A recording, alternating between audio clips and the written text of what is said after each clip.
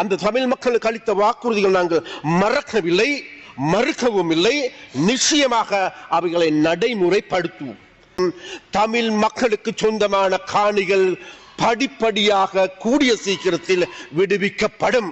காணாமல் போனவர்களுக்கு நீதி, அதே போன்று தையட்டு விஹாரை பிரச்சனை, இவர் கேட்ட மாதிரி எல்லாத்தையும் செய்யுங்க. எதிர்கட்சியில நாங்க இருக்கவே இருக்காம போயிடுவோம். இருக்கிறோம்.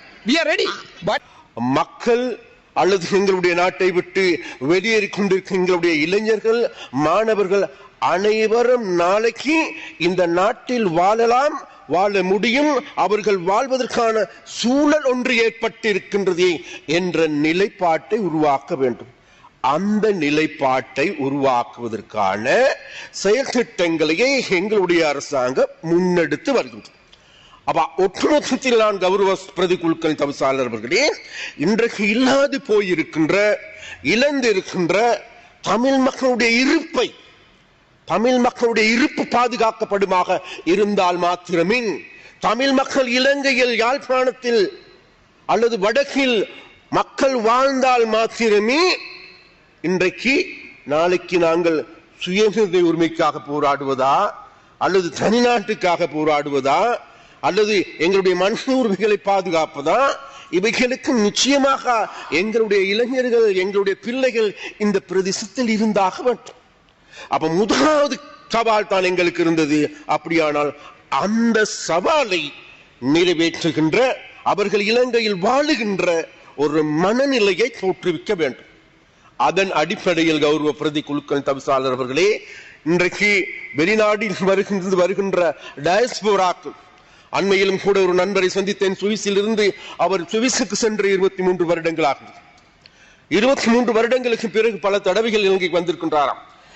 ஒரு முறை, இந்த முறை சொன்னார், இந்த முறை தான் நான் நிம்மதியாக இந்த நாட்டுக்கு அடியெடுத்து வைத்தேன் என்றால், இதற்கு முன்ன வருகின்ற பொழுது நான் பயத்தில் அச்சத்தில் மூழ்கியே நாங்கள் வந்திருந்தோம். ஏனென்றால் எந்த இடத்தில் என்ன நடக்கும் என்று தெரியாது என்று நாங்கள் உணர்ந்தோம் என்று கூறினார்கள். இன்முறை கொண்டால் எந்த விதமான கெடுபிடிகள் இல்லாது சுதந்திரமாக வந்தது மாத்திரமல்ல, இங்கேயே வாழ்கலாமா, இங்கே ஏதாவது முதலீடு செய்யலாமா என்கின்ற மனநிலைக்கு இன்றைக்கு அவர்கள் வந்திருக்கிறார். அந்த வகையில் கௌரவ பிரதி குழுக்கள் தவிசாளர் அவர்களே, முதலில் நாங்கள் செய்கின்ற வேலை என்னவென்றால், எங்களுடைய அரசாங்கம் ஆட்சி பீடமேறி 10 மாதங்கள் ஆகின்றது உண்மை. அந்த 10 மாதங்களில் நாங்கள் கடந்த காலங்களில் வாக்குறுதியாக அளித்த பல்வேறு செயற்பாடுகள் இருக்கின்றது. அந்த வாக்குறுதிகள் விசேடமாக தமிழ் மக்களுக்கு அளித்த வாக்குறுதிகள் இருக்கின்றது. அந்த தமிழ் மக்களுக்கு அளித்த வாக்குறுதிகள் நாங்கள் மறக்கவில்லை, மறுக்கவும் இல்லை. நிச்சயமாக அவைகளை நடைமுறைப்படுத்துவோம். அவர்களுக்கு அளித்த வாக்குறுதிகள், பிரதான வாக்குறுதிதான் அவருடைய காணிகள் விடுவிக்கப்பட வேண்டும். மாற்று கருத்துக்கிடமில்லை. இந்த பாராளுமன்றத்தை இன்றும் நாங்கள் சொல்லுகின்றோம், தமிழ் மக்களுக்கு சொந்தமான காணிகள் படிப்படியாக கூடிய சீக்கிரத்தில் விடுவிக்கப்படும். இரண்டாவதாக, காணாமல் போனவர்களுக்கு நீதி, அதே போன்று தையட்டு விஹாரை பிரச்சனை, நிச்சயமாக தையட்டு விஹார பிரச்சனையும் ஒரு சில மற்றவர்கள் கூறுவது போலல்ல, அல்லது கஜேந்திரகுமார் சொல்வது போல அல்ல, நிச்சயமாக சுமூகமான முறையில் அந்த பிரச்சனையை தீர்ப்பதற்கு ஏதுவான நடவடிக்கைகளை எடுத்தே தீரும். குறைந்தது இன்னும் 1 மாதம் 2 மாதத்துள்ளே அந்த பிரச்சனைக்கு நாங்கள் முற்றுப்புள்ளி வைப்பதற்கு ஏதுவான நடவடிக்கைகளை எடுப்போம். அதையும் நாங்கள் செய்வோம். மறுபுறம் எடுத்துக்கொண்டால் அரசியல் கைதிகளுடைய பிரச்சனை பற்றி பேசப்படுகின்றது. அதுவும் இன்றைக்கு எங்களுடைய சட்டத்துறைக்கு பொறுப்பாக இருக்கின்ற அரசன் அவர்கள் அவருடைய பேச்சில் அது சம்பந்தமாக பேசுவார் மிகவும் தெளிவாக. அது மாத்திரமல்ல இன்றைக்கு விசேடமாக இவ்வாறான பிரச்சனைகள் சம்பந்தமாக நாங்கள் கூடுதலான கவனத்தை செலுத்தி இருக்கின்றோம். இவ்வாறான கவனத்தை செலுத்துகின்ற பொழுது கௌரவ உறுப்பினர் அவர்களே, இவ்வாறான கவனத்தை செலுத்துகின்ற பொழுதுதான் நாங்கள் சொல்லுகின்றோம், அந்த பிரதேசத்தினுடைய விசேடமாக அந்த மக்களுடைய வாழ்க்கையில முன்னேற்றங்களை கொண்டு வர வேண்டும், அபிவிருத்தி திட்டங்களை முன்னெடுக்க வேண்டும். அந்த அபிவிருத்தி திட்டங்களின் எங்களுடைய விசேடமாக அங்குள்ள மக்களுடைய காணி பிரச்சனையை பற்றி பேசுகின்ற பொழுது, கடந்த காலங்களில் பல்வேறு பிரச்சனை, காணி பிரச்சனை ஏற்பட்டது. அதே போன்று இன்றைக்கு அந்த காணி பிரச்சனையை மாத்திரமல்ல, காணி பிரச்சனையை தீர்ப்பதற்கான நடவடிக்கை நாங்கள் எடுத்திருக்கின்றோம். காணிகளை விடுவிப்பதற்கான நடவடிக்கை எடுத்திருக்கின்றோம். 37 வருடங்களாக மூடப்பட்டிருந்த பாலாகாலி துறைமுகத்தை மீண்டும் மக்களுக்கு வழங்கியிருக்கின்றோம். அது மாத்திரமல்ல, அங்கு இருக்கின்ற பல்வேறு உட்கட்டமைப்புகளை செய்வதற்கான நடவடிக்கை நாங்கள் எடுத்திருக்கின்றோம். அது மாத்திரமல்ல, கடவுச்சீட்டு பாஸ்போர்ட்டுக்கான இதுநாள் வரைக்கும் யாழ்ப்பாணத்திலிருந்து கொழும்புக்கு வர வேண்டும் மனுவர்களே, அதை இன்றைக்கு மாற்றி எதிர்வரும் 1ஆம் தேதி யாழ்ப்பாணத்தில் அதை திறந்து வைப்பதற்கான நடவடிக்கை நாங்கள் முன்னெடுத்திருக்கின்றோம். அது மாத்திரமல்ல, மயிலட்சி துறைமுகம் அர்ஜுனா இடங்களை கொண்டு சொல்லி கொண்டு போனார். அதாவது அது நடக்க போறது இல்ல. இந்த மாதம் 1ஆம் தேதி அதுக்கான அடிக்கல் நாட்டு விழா செய்ய போறோம். 280 மில்லியன் ரூபாய் அதற்கான ஒதுக்கீடு நாங்கள் செய்திருக்கின்றோம்.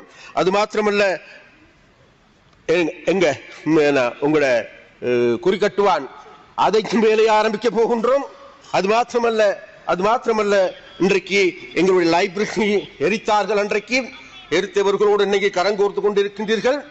இருந்தாலும் அன்றைக்கு எங்களுக்கு தெரியும் 1981ஆம் ஆண்டு கௌரவ பிரதிநிதி தவிசாளர்களே 87,000 புத்தகங்களை கொளுத்திய 97,000 புத்தகங்களை கொளுத்திய பாவித்தனமான நடவடிக்கைகள் எடுத்தவர்கள். அது சம்பந்தமாக தாங்களுடைய கரிசனையாக அந்த மக்களுடைய அந்த பிரச்சனையை விளங்கிக் கொண்டு, அந்த மக்களுடைய வேதனையை விளங்கிக் கொண்டு பேசினார்களா என்பது தெரியாது. இருந்த போதிலும் கூட அனுர்குமார் சனாயக் அவர்கள் நிச்சயமாக அதற்கான செயற்பாடுகளை முன்னெடுக்கின்றன. எதிர்வரும் 1ஆம் தேதி அதையும் நாங்கள் திறந்து வைப்பதற்கு ஏதுவான நடவடிக்கை எடுக்க போகின்றோம்.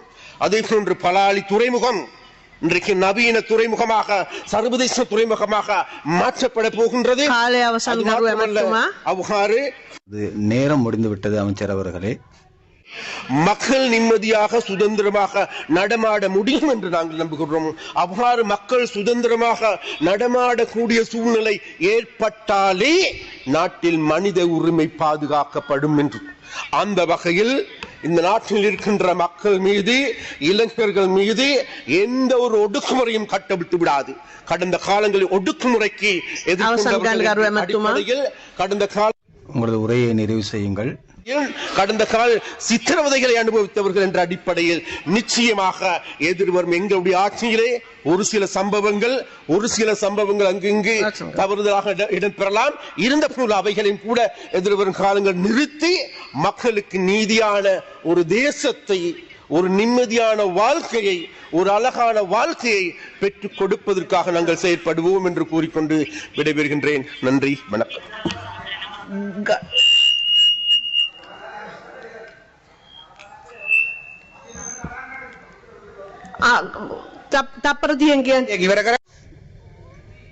அமைச்சர் அவர்களே, நாங்கள் உங்களுடைய கதையை கேட்கும் போது எனக்கு மட்டுமில்லை, அப்படி லைன்ல இருக்கிற எல்லாருக்குமே பூரிக்குது, சந்தோஷம். அதை சொல்றத செய்தீங்கன்ற என்ன சந்தோஷம். ஒன்றே ஒன்று கேட்கிறோம், ஆனந்த சுதார விடுவீங்கோ, வடக்கு மாநிலத்தில் இருக்கிற மயிலிட்டியில இருக்கிற பலாலி காணிகளை விடுவீங்கோ, அதே நேரத்தில் தையிட்டு விகார சம்பந்தமாக இவர் கேட்ட மாதிரி எல்லாத்தையும் செய்யுங்கோ. எதிர்கட்சியில நாங்க இருக்காம போயிடுவோம். நாங்களோட இருக்கிறோம். We are ready. But நீங்க செய்யற மாட்டீங்கன்றா எங்களோட பிரச்சனை. நன்றி.